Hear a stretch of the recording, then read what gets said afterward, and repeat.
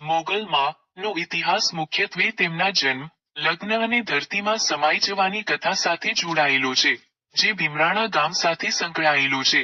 તેમનો જન્મ ગઢવી કુળમાં દેવસુર ધાંધણિયા અને રાણબાઈને ત્યાં થયો હતો, અને લગ્ન બાદ ગોરવિયાળી ગામમાં એક ઘટના બનતા તે વાંજી નામની સેવિકા સાથે ધરતીમાં સમાઈ ગયા, જ્યાં આજે તેમનું મંદિર અને ખાંભીઓ છે, અને ભગોડા ખાતે તેમનું પ્રખ્યાત ધામ છે, જે ભક્તોમાં ખૂબ શ્રદ્ધાનું કેન્દ્ર છે.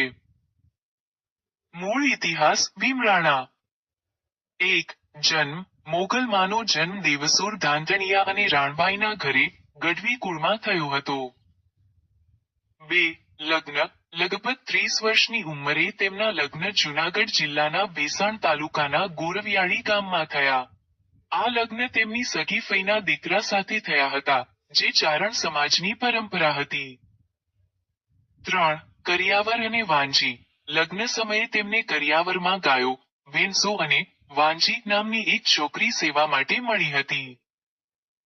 અને 4. ધરતીમાં સમાઈ જવું. લગ્ન બાદ એક ઘટના બનતા મોગલમાં પહેલીવાર બોલ્યા અને ધરતીમાં જગ્યા માંગીને વાંજી સાથે ધરતીમાં સમાઈ ગયા.